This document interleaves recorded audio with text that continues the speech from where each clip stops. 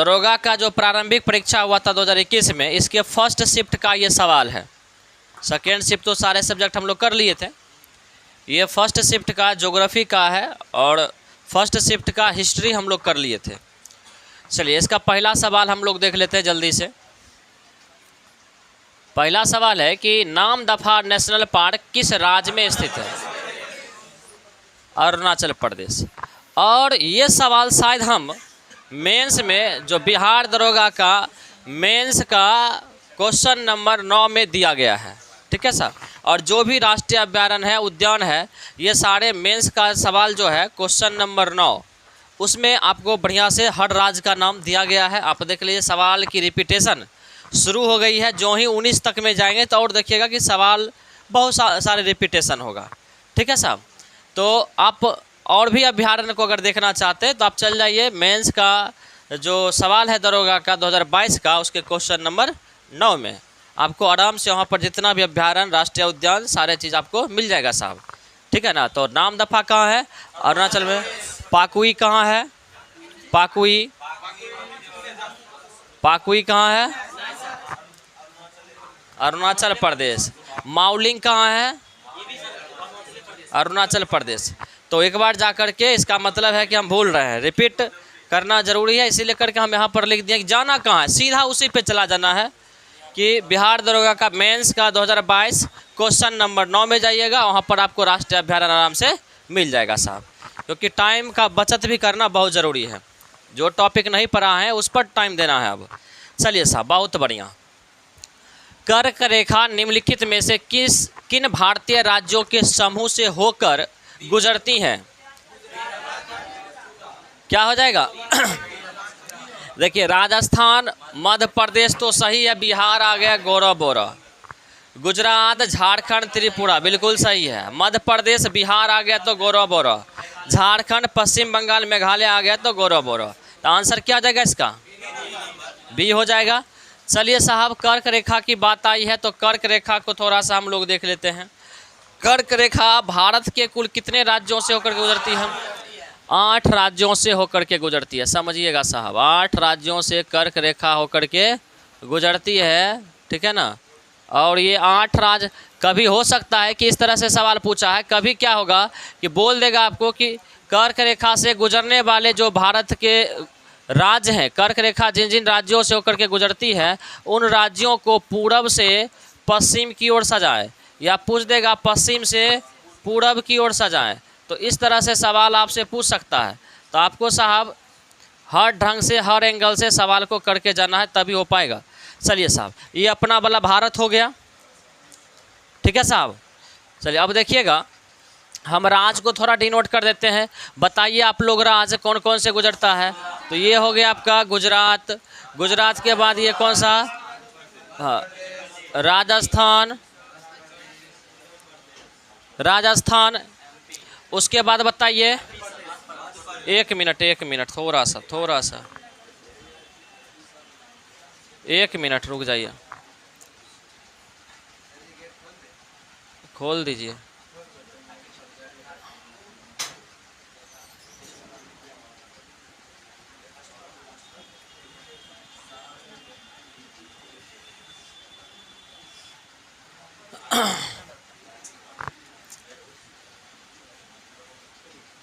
उसके बाद अगला कौन सा हो जाएगा? अगला एमपी हो जाएगा। 1 मिनट रुक जाइए थोड़ा सा। हाँ,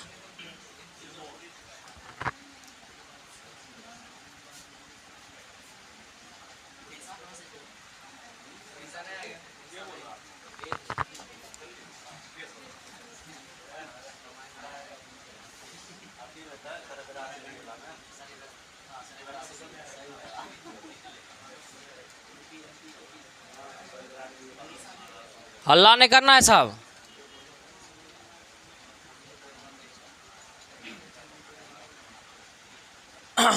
चलिए, उसके बाद है एमपी ना। चलिए एमपी के बाद छत्तीसगढ़ हो जाएगा।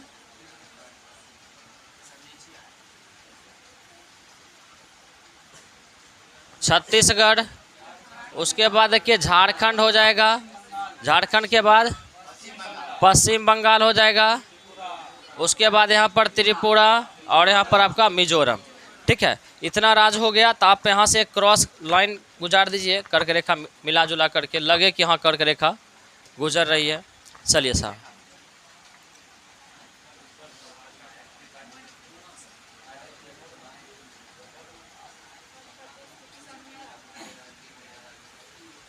क्या हुआ?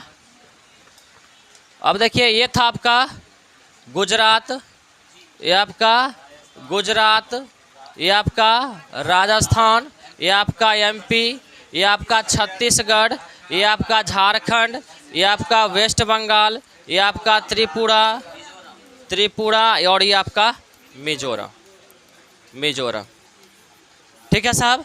अब देखिए साहब, यहाँ से सवाल ये हो गया, अब सजाने के लिए बोलेगा पश्चिम से पूरब, हम बोल सकते हैं गुजरात, राजस्थान, मध्य प्रदेश, छत्तीसगढ़, झारखंड, पश्चिम बंगाल, त्रिपुरा और मिजोरम। अगर बोल दे पूरब से पश्चिम तो मिजोरम, त्रिपुरा, पश्चिम बंगाल, झारखंड, छत्तीसगढ़, मध्य प्रदेश, राजस्थान और गुजरात। ठीक है साहब, इस तरह का सवाल।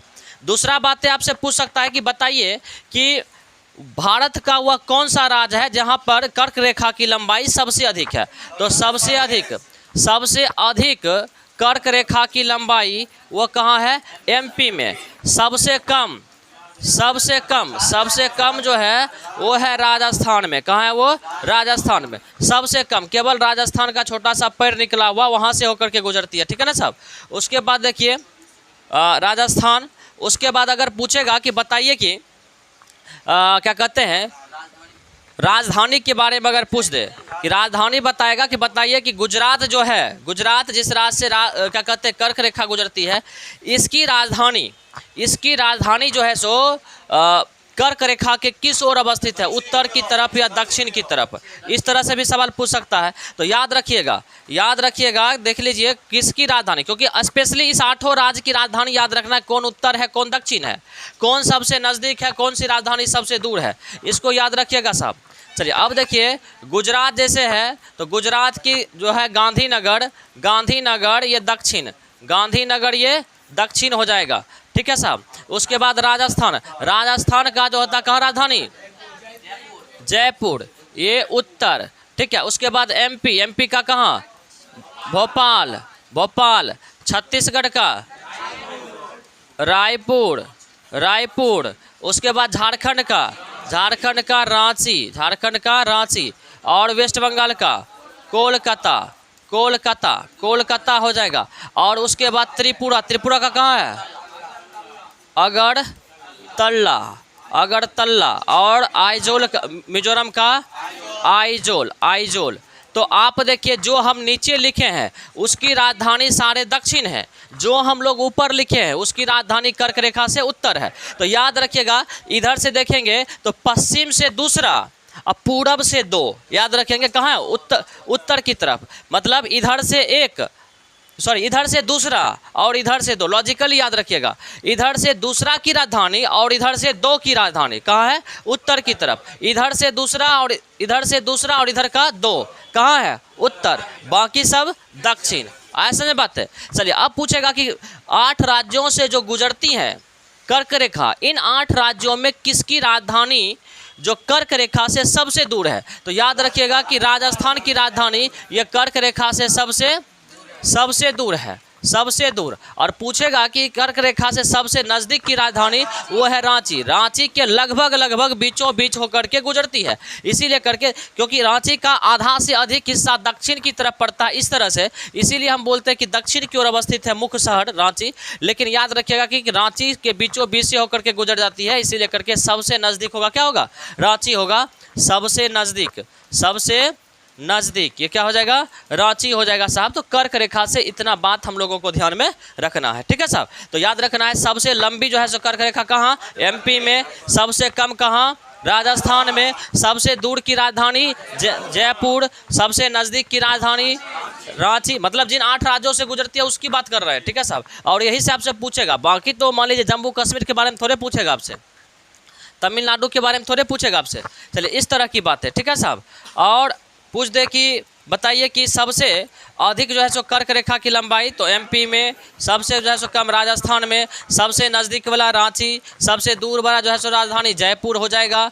उत्तर की ओर पूछेगा तो इधर से दूसरा और इधर से दो, याद रखेंगे, इधर से दूसरा और इधर से दो सब कहाँ होगा? उत्तर में, बाकी सब दक्षिण में। चलिए साहब इतना पॉइंट हम लोगों को ध्यान में रखना है। चलिए नेक्स्ट देख लेते हैं हम लोग। जो बातें अभी बोले हैं उसी को हम लोग लाइन में लिख दिए हैं। चलिए गुजरात, झारखंड, त्रिपुरा होता है इसमें। चलिए कर्क रेखा भारत के मध्य से होकर के गुजरती है। कर्क रेखा भारत के 8 राज्यों से होकर के गुजरती है।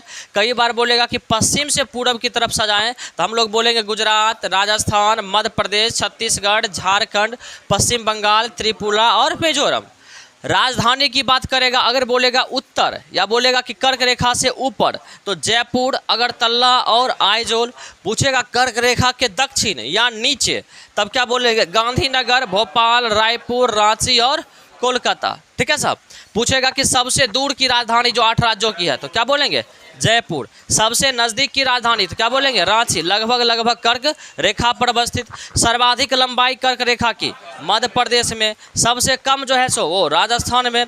और कर्क रेखा का प्रभाव उष्णकटिबंधीय जलवायु, मतलब कर्क रेखा के प्रभाव के कारण ही भारत में क्या है? उष्णकटिबंधीय जलवायु है, ठीक है साहब। चलिए इतना पॉइंट हम लोगों को ध्यान में रखना, किससे? कर्क रेखा से। क्लियर है ना? चलिए अब हमको लगता है कर्क रेखा से इससे अधिक सवाल नहीं पूछेगा, अगर भारत से संबंधित पूछता है तो। चलिए क्या बोले? वो तो हम बना के दिखा देंगे, चिंता मत करिए ना, सबसे भेंट करवा देंगे सब क्वेश्चन से। चलिए भारतीय वन अनुसंधान स्थित है, क्या हो जाएगा? देहरादून हो जाएगा साहब। इसका आंसर हम लोग कर लेते हैं देहरादून। बहुत बढ़िया। चलिए क्योंकि अभी भारतीय वन अनुसंधान पूछा है, तो कल पूछ सकता है कि आलू अनुसंधान केंद्र, गन्ना अनुसंधान केंद्र, इस तरह से पूछ सकता है। तो हम जो मुख्य, जो इम्पोर्टेंट है, जो मुख्य जो है अनुसंधान केंद्र है, उसको थोड़ा सा हम लोग देख लेते हैं। चलिए तो केंद्रीय चावल अनुसंधान केंद्र, ये कहाँ है? कटक। कहाँ है? कटक में। केंद्रीय, देखिए ओडिशा, हाँ कटक ओडिशा। केंद्रीय कपास अनुसंधान केंद्र कहाँ है? नागपुर में। चलिए राष्ट्रीय गन्ना प्रजनन संस्थान कहाँ? कोयम्बटूर में। भारतीय, देखिए यहाँ पर है राष्ट्रीय गन्ना प्रजनन संस्थान, और यहाँ पर है भारतीय गन्ना अनुसंधान केंद्र, याद रखिएगा। तो ये लखनऊ में, आपको पता है कि गन्ना उत्तर प्रदेश में होता है। चलिए केंद्रीय आलू अनुसंधान केंद्र शिमला, देखिए आलू को ठंडा जगह में रखते हैं, तो देखिए शिमला ठंडा जगह है। चलिए राष्ट्रीय चाय अनुसंधान केंद्र कहाँ? जोरहाट, ये असम पड़ता है। चलिए राष्ट्रीय कॉफ़ी अनुसंधान केंद्र यहाँ चिकमंगलूर। राष्ट्रीय रबर अनुसंधान केंद्र ये कहाँ है? कोट्टायम हो जाएगा। केंद्रीय रेशम अनुसंधान केंद्र ये मैसूर हो जाएगा। जो इम्पोर्टेंट है, क्योंकि इसका कोई ट्रिक नहीं है साहब, आपको 2-4 बार पढ़ना पड़ेगा। चलिए राष्ट्रीय जूट अनुसंधान केंद्र ये बैरकपुर साहब। चलिए जूट का बैरकपुर। नेक्स्ट देख लेते हैं केंद्रीय तंबाकू अनुसंधान केंद्र तो राजमुंदरी। केंद्रीय नारियल अनुसंधान केंद्र कासरगोड। भारतीय दलहन अनुसंधान केंद्र कहाँ? कानपुर। भारतीय तिलहन अनुसंधान संस्थान क्या बोलेंगे? हैदराबाद। और केंद्रीय कृषि मौसम विज्ञान केंद्र पूना बोलेंगे साहब। तो इतना जो इम्पोर्टेंट था ये आपको याद करना पड़ेगा साहब, इसकी कोई लॉजिक नहीं है, मेरे पास तो नहीं है। बाकी आप लोग कहीं ट्रिक वगैरह जानते होंगे कुछ उस ढंग का, तो याद कर लीजिएगा। 2-4 बार पढ़िएगा, फिर याद करने की कोई आवश्यकता या ट्रिक की कोई आवश्यकता नहीं पड़ेगी साहब। चलिए भारत का सबसे उत्तरी बिंदु है, भारत का सबसे उत्तरी बिंदु इंदिरा कौल, और ये कहाँ है? लद्दाख में है। कहाँ है? लद्दाख में है साहब। उसके बाद देखिए इंदिरा पॉइंट, ये है कहाँ पर?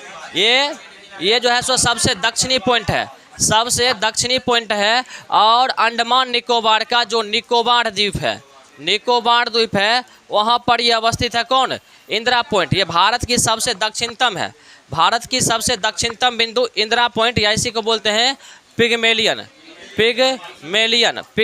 पॉइंट बोलते हैं, ठीक है साहब। इस बात को याद रखेंगे, ठीक है। किबिथु ये भारत का सबसे पूर्वी जो बलांगो में अवस्थित किबिथु है, ठीक है ना, अरुणाचल प्रदेश में। अरुणाचल प्रदेश में एक जगह है वलांगू, कई बार आपको ऑप्शन में वलांगू भी डाल देगा, और उस जगह में एक किबिथु स्थान है, ठीक है ना, किबिथु स्थान है, यही हो जाएगा इसका सबसे पूर्वी, ठीक है साहब। उसके बाद देखिए सरक्रिक, सरक्रिक ये गुजरात में है, गुजरात में है, यह भारत का सबसे पश्चिमी बिंदु है। और इससे भी अगर डीपली पूछे तो सरक्रिक में एक जगह है जिसका नाम है गौर माता या गोहार मोती, गौर माता या गोहार मोती, ठीक है, गोहार मोती ये सबसे पश्चिमी है जो सरक्रिक में अवस्थित है, ठीक है साहब। तो क्योंकि आपको देखिए चाहे तो ऑप्शन में ये दे तो ये भी आंसर हो सकता है, या इससे डीपली जाना चाहे तो गौर माता या गोहार मोती आपको दे सकता है, ठीक है साहब, क्योंकि सरक्रिक में ही अवस्थित है। जैसे कि मान लीजिए कि बोलेगा कि बताइए कि जो है सो बिहार में जो खगड़िया से लगा हुआ गांव कौन सा है, या जो भी चीज़ें हैं, अब उस गांव में भी हो सकता है कोई वार्ड पूछ दे, इस तरह की बात है। उसी तरह का है कि ये सरक्रिक एक जगह है और वहीं पर अवस्थित है गौर माता जो सबसे अंतिम बिंदु बनता है, ठीक है साहब। इतना पॉइंट हम लोग याद रखेंगे। चलिए नेक्स्ट देख लेते हैं हम लोग, नेक्स्ट देख लेते हैं इंदिरा कॉल। इंदिरा कॉल भारत का सबसे उत्तरी बिंदु लद्दाख में इंदिरा कॉल तथा सबसे दक्षिणी बिंदु अंडमान निकोबार के निकोबार में इंदिरा पॉइंट या क्या है पिग्मलियन पॉइंट है, और यह बिंदु 6 डिग्री 45 मिनट ना 45 मिनट पर स्थित है। भारत का सबसे पश्चिमी बिंदु क्या है, गुजरात में सरक्रिक या गौर माता या गोहार मोती है, तथा सबसे पूर्वी क्या है, अरुणाचल प्रदेश में किबिथु या वलांगू है, ठीक है साहब। इस बात को याद रखेंगे हम लोग। भारत के पश्चिम से पूरब की लंबाई, भारत के पश्चिम से पूरब की लंबाई 2933 किलोमीटर है, तथा उत्तर से दक्षिण की लंबाई 3214 किलोमीटर है। कितना है, 3214 किलोमीटर। भूमध्य रेखा से भारत का जो दूरी है कितना 876 किलोमीटर दूर उत्तर की ओर अवस्थित है। भूमध्य रेखा से हम लोग उत्तर की ओर अवस्थित है, ठीक है, हम लोग उत्तरी गोलार्ध में पड़ जाते हैं। चलिए साहब इतना पॉइंट हम लोगों को इससे याद रखना। बउआ वाला सवाल है कि नहीं है बताइए, है ना सब बउआ वाला सवाल। तो फिर भी हम लोग बोलते हैं कि दरोगा कैसे बनेंगे सर, तो देखिए बस यही है कि हल्का सवाल को कभी हल्का समझ के ना छोड़ना नहीं है, जिसको हम हल्के में लेते हैं ना वही जो है सो हमको लाल पीला कर देता है।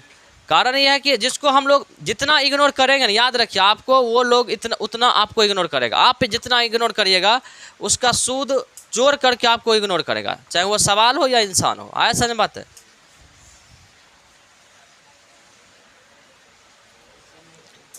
चलिए भारत आकार में बताइए।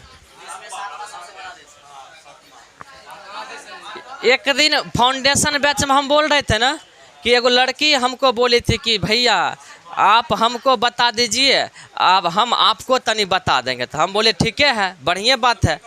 हाँ गेट पर, हाँ बोले ना बताए थे ना एक दिन कि गेटे पर पढ़ के देखिए यही सवाल है। आपको लगता होगा सर ऐसे बोल देते हैं, यही सवाल है ना, यही वो लड़की बोली। हम बोले कि हाँ दरोगा में बोली क्या कि जो यही पे था है ना, क्या कहते हैं बालिका स्कूल कहते हैं, ओमर बालिका में।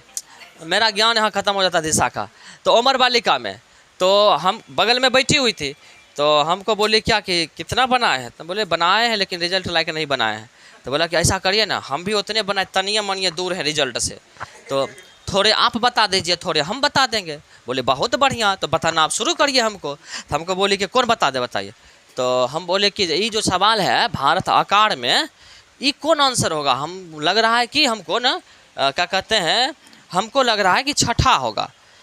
हम बोले हाँ छठे होबे करेगा। अभी हम देखिए ना, ये हम अभी गेटे पर पढ़े थे, अभी हुआ था ना क्या कहते हैं, हाँ अभी एंट्री हुआ था, तो उसी समय हाँ गेट पर पढ़वे किए थे। यही देखिए ना 2-4 गो सवाल जो गेट पर पढ़े वही आ गया, ये भी सवाल ओकरे में शामिल है। एकदम छठा आँख बंद करके मार दीजिए, इसमें कोई दिक्कतें नहीं है। हम बोले हमको तनी सस्पिशन हो रहा छठा में चौथा में, ना चौथा तो होबे नहीं करे, छठा होगा। आप एकदम हित कहते बार बच्चा वाला सवाल है, हम तो अभी गेट पे पढ़ के आए हैं, समझ रहे हैं। तब बोले बाबू एक मतलब है कि तुम हमरा पास करवाइए के मानेगी। हम बुझ गए हैं, हम बुझ गए, एक मतलब है तुम हमरा पास करवाइए के मानेगी, समझ रहे हैं।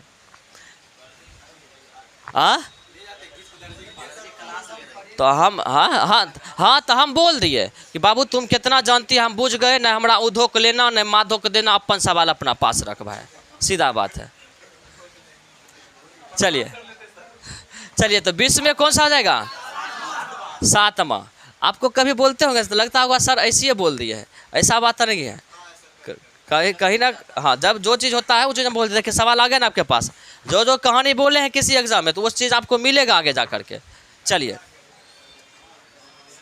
चलिए साहब, लड़की लोग का तो लक्षण होबे न करता है वो, जब अपना जरूरी होगा ना तो एकदम मौत चुआबेगी, मत पूछिए।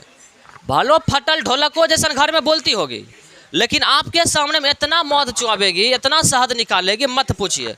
बैठिएगा ना तो पहले कहेगा भैया आप कहाँ से आए हैं, हाँ आप कौन जिला से आए हैं, तो हम बीपीएससी में हमको पूछिए कि भैया कहाँ से आए हैं, तो बोले क्या हमारे बरतुहारी करना है, कहाँ से आए हैं, गजब हाल है, कहाँ से आए हैं, चुपचाप सीधा बैठो, कहाँ से आए हैं, आधार कार्ड मोड़ की मार रही है, बरतुहारी करना आधार कार्ड देख रही है, सीधा बैठ।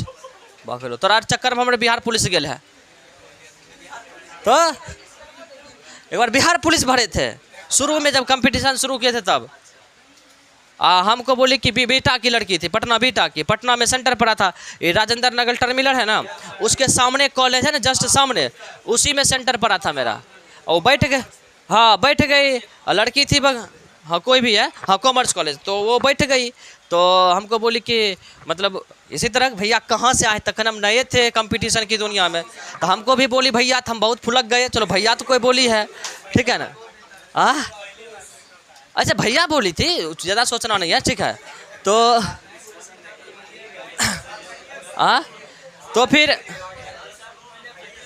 तो फिर हमको बोली क्या भैया मेरा ना फिजिकल जो है ना, फिजिकल बहुत बढ़िया है, फिजिकल बहुत दिन से, फिजिकल हमको भी लग रहा था कि देख करके फिजिकल बेहतर होगा। अब वो बोली फिजिकल मेरा बढ़िया, हमको भी लगा, तो हम तो पहले बुझ रहे थे हमारा फिजिकल की है, तो हम सोच रहे हम नहीं पास होंगे, तो चलो कम से कम बता देते। उसको बता दिए, लड़की थी, कम पर रिजल्ट बना, उसका रिजल्ट हो गया। हमको बोली क्या कि भैया आप अपना नंबर दे दीजिए, रिजल्ट होगा ना तब आपको धन्यवाद करने के लिए फ़ोन करेंगे, और रिजल्ट नहीं होगा तो खूब गाड़ियाएंगे आपको, ऐसे में क्या कि तोरे पर हम अपना ज़िंदगी लगा दिए, 2 साल दौड़े, अगर बर्बाद जाएगा तो मेरा एग्जामो बर्बाद जाएगा, दौड़ो मेरा 2 साल का बर्बाद जाएगा। हम बोले ठीक है बउआ तू नंबर ले लो मेरा, ठीक है, नंबर उसको दे दिए। उसके बाद जब रिजल्ट हुआ ना तब फ़ोन की, फर्स्ट एंड लास्ट बार, कि मेरा ना रिजल्ट नहीं फिजिकल वगैरह हो गया, तब फ़ोन की कि मेरा ना आपके वजह से ना फिजिकल उजिकल जितना भी था ना हो गया। आपका हुआ था कि नहीं बिहार पुलिस? हाँ नहीं कॉल की थी लास्ट में ना, कॉल की, ओकर बाद कभी नौकरी के बाद कॉल, बस एक बार गरियाने का मौका नहीं मिला, तो आप बोले हम गरियाएँ तोरा, ये पहले बताओ, तो पास कर गई, हम की किए बताओ, तोरा चक्कर में हम रंग नहीं पाए थे। इसीलिए करके इस सब चक्कर में नहीं पड़ना है, इसी चक्कर में आप जो बैठता है ना सीधा बोलते भैया कहाँ से आए, सीधा गुर बरतुआरी करना, तोरा सीधा गुर परीक्षा देना है, बरतुआरी है, बकलोल कहीं का। चलिए साहब, देखिए विश्व में भारत का जो आकार के दृष्टि से स्थान है कौन सा है? 7वां है। भारत का कुल क्षेत्रफल 32,87,263 वर्ग किलोमीटर है, जो विश्व का कितना प्रतिशत? 2.43% है। और क्षेत्रफल के दृष्टि से भारत का स्थान कौन सा है? 7वां है। अगर 7वां है तो इससे बड़ा जो 6 देश है उसके बारे में हम लोग देख लेते हैं। देखिए रूस, कनाडा, चीन, यूएसए, ब्राज़ील, ऑस्ट्रेलिया, भारत। और इसको डायग्राम से अगर, हाँ ना ठीक है, वो जनसंख्या में आकर के। अब देखिए इसको अगर क्रम से याद करते हैं, देखिए डायग्राम अगर देखिए, अगर वर्ल्ड को याद हो तो यहाँ पर देखिएगा रूस, इधर देखिएगा कनाडा, देखते हैं ना, फिर यहाँ देखिए चीन, और इधर देखिएगा यूएसए, देखिएगा ना। उसके बाद देखिए फिर देखिएगा नीचे में ब्राज़ील, ठीक है ना, और फिर इस तरफ देखिएगा आप ऑस्ट्रेलिया, और अंत में बीच में भारत। अगर डायग्राम आप देखिएगा तो आराम से आप लॉजिकली याद कर सकते हैं। आप देखिए यहाँ पर क्या है, यहाँ पर रूस, यहाँ पर कनाडा, रूस कनाडा, उसके बाद देखिए यहाँ पे चीन, यहाँ पर चीन, और यहाँ पर देखिए यूएसए, ठीक है। यहाँ पर फिर देखिए ब्राज़ील, ठीक है। फिर इसके सामने आइए ऑस्ट्रेलिया, जिसके यहाँ लेंगे तो इसी के सामने जाना है। यहाँ देखिए ब्राज़ील और ऑस्ट्रेलिया और अंत में क्या याद रखना है, भारत। ठीक है साहब। और भारत के बाद ना वो जनसंख्या में होगा, जनसंख्या क्या बोले ना। और 8वां स्थान पे कौन है, 8वां स्थान पर अर्जेंटीना। चलिए जनसंख्या के दृष्टि से हम लोग देख लेते हैं। पहला स्थान पे चीन, दूसरा स्थान पे भारत, तीसरा पे यूएसए, चौथा पे इंडोनेशिया, 5वां पे ब्राज़ील। देखिए ब्राज़ील इसमें भी 5, ब्राज़ील इसमें भी 5। और उसके बाद बांग्लादेश 7वां, पाकिस्तान 6ठा पे, बांग्लादेश 7वां पर। ठीक है साहब, ये याद रखेंगे हम लोग दोनों क्रम से। चलिए नेक्स्ट देख लेते हैं हम लोग। भारत में सक्रिय ज्वालामुखी द्वीप है, क्या आ जाएगा। चलिए साहब बहुत बढ़िया, ये सब तो पढ़ाए हुए हैं ना। आप देख रहे हैं ना सवाल जो फाउंडेशन बैच किए हैं, लग रहा है कि सवाल बाहर जा रहा है क्या, लगभग कितना %?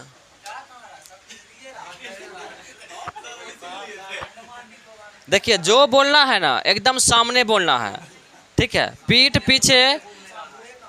पीछे वार करने वाला दुश्मन बहुत बड़ा खतरनाक होता है, ठीक है।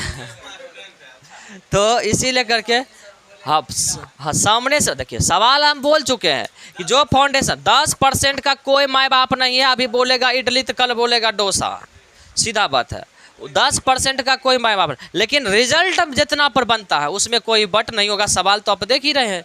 चलिए तो इसका आंसर क्या आ जाएगा, बैरन द्वीप। इसमें तो केवल बैरन द्वीप पूछा है। और हम जब फाउंडेशन बैच में अंडमान निकोबार पढ़ाए थे तो आपको पता होगा कितना चीज़ जो है सो बताए थे।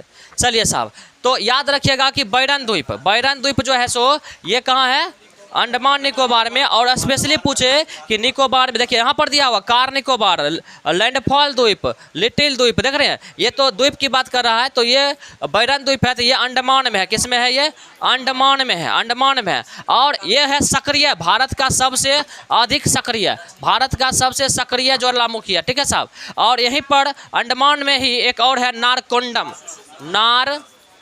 नारकोंडम है, ये सबसे सुसुप्त है, सबसे सुसुप्त मतलब समझते हैं, इसमें कोई भी उद्गार नहीं होता है, ज्वालामुखी इसमें फटता नहीं है। और भविष्य में भी ऐसा लग रहा है कि इसमें ज्वालामुखी उद्गार नहीं होगा, ठीक है साहब। चलिए अंडमान निकोबार से पूछा है, थोड़ा सा देख लेते हैं। अगर डायग्राम थोड़ा सा भी अगर दिखता अगर हो, थोड़ा बहुत भी, चलिए साहब थोड़ा बहुत भी दिख रहा है क्या, चलिए बहुत बढ़िया। तब थोड़ा सा हम लोग पढ़ लेते हैं। ये अंडमान निकोबार है साहब, अंडमान निकोबार से जो महत्वपूर्ण सवाल होगा उसको थोड़ा सा हम लोग देख लेंगे। चलिए समझिएगा। अब देखिए अंडमान निकोबार का जो निर्माण हुआ है ना, अंडमान निकोबार के जो द्वीपों का, वो ज्वालामुखी उद्गार से हुआ, ठीक है साहब, ज्वालामुखी उद्गार से हुआ है। और यहाँ पर देखिए कि म्यांमार से एक नदी निकलती है, म्यांमार से एक नदी निकलती है और वो है इरावदी नदी। और इरावदी नदी जो है सो अपने साथ कुछ गादे लाती है, जिससे 2 द्वीपों का निर्माण होता है। एक है प्रीपेरिस द्वीप और एक है कोको द्वीप। क्या है, प्रीपेरिस द्वीप और एक है कोको द्वीप।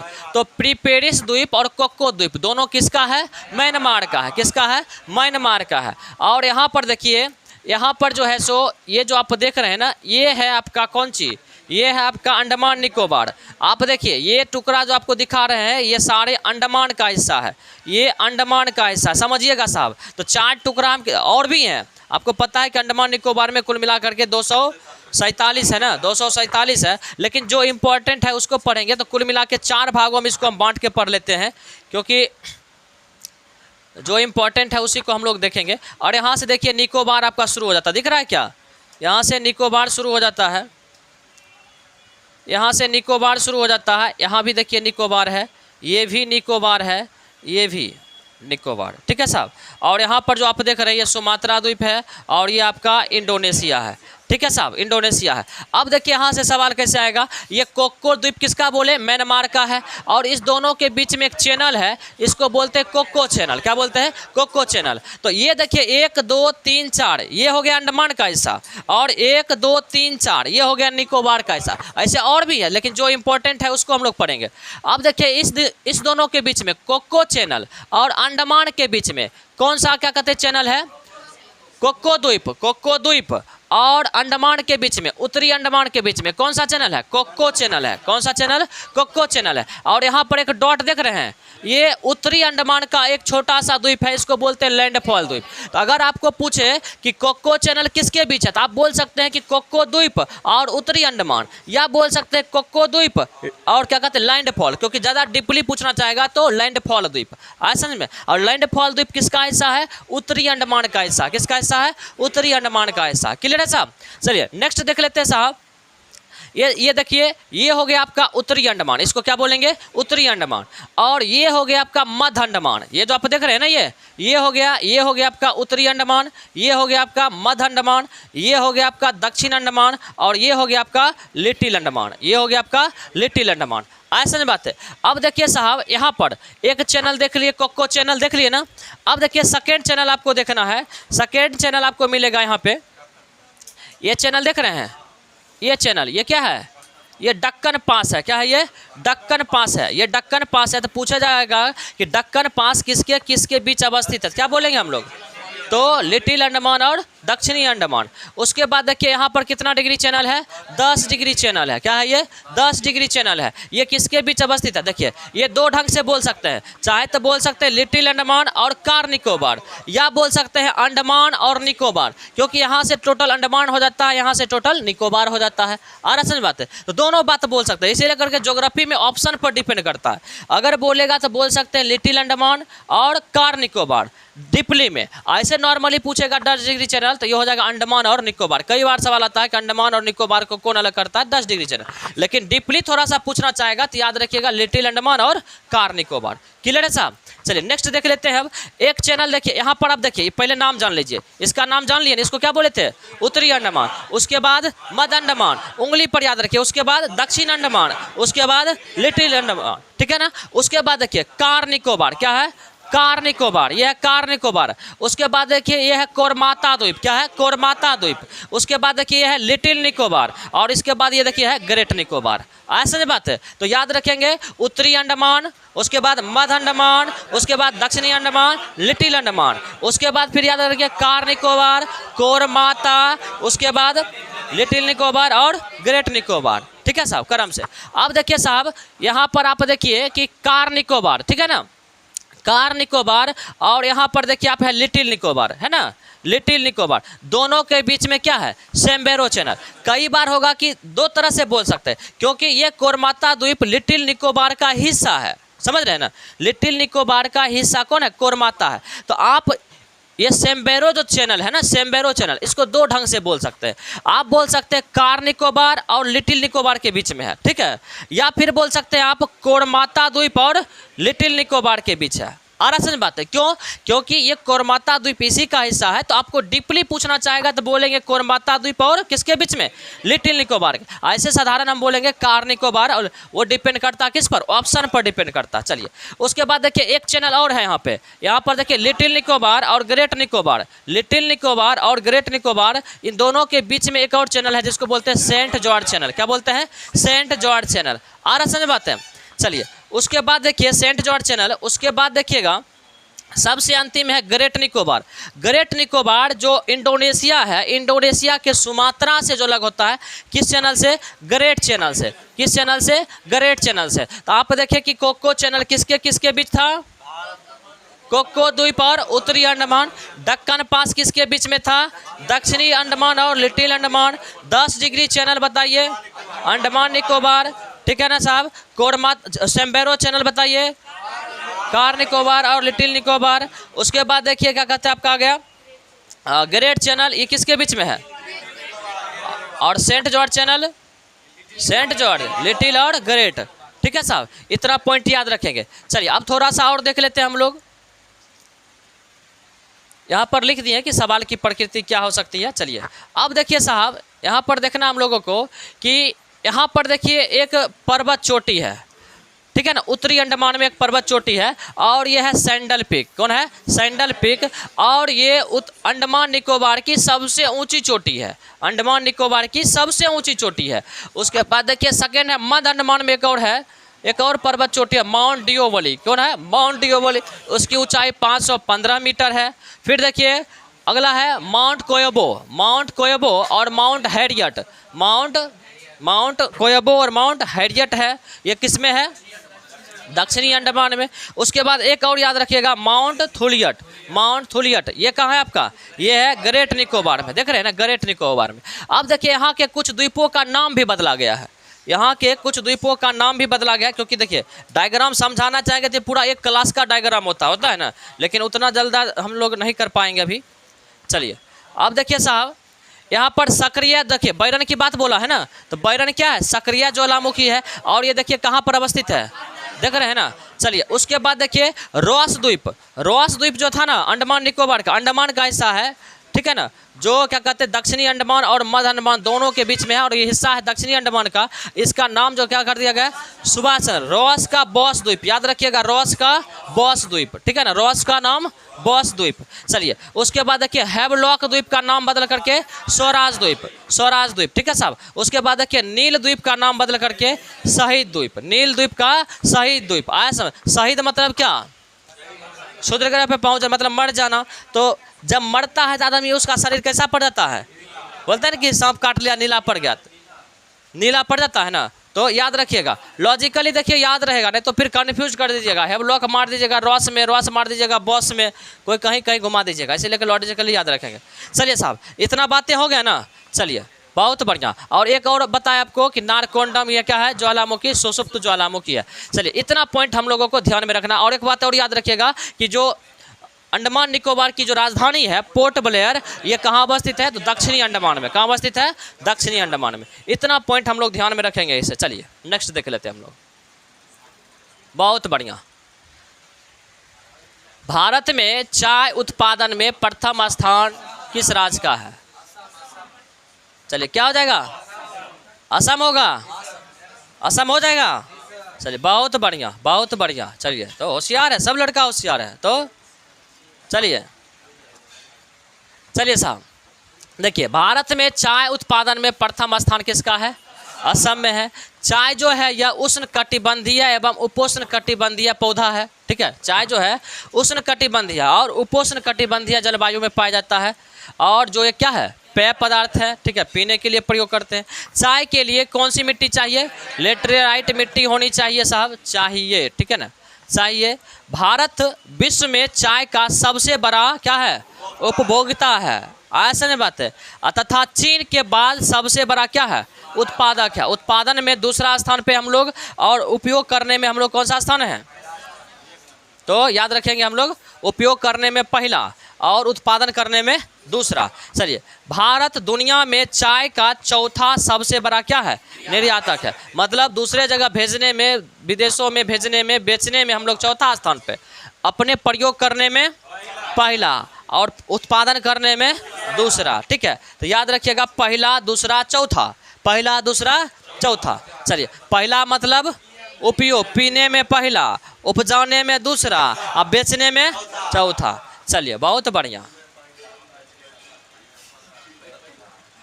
अरे जो पी के बचेगा वही नहीं बेचेंगे हम लोग। तो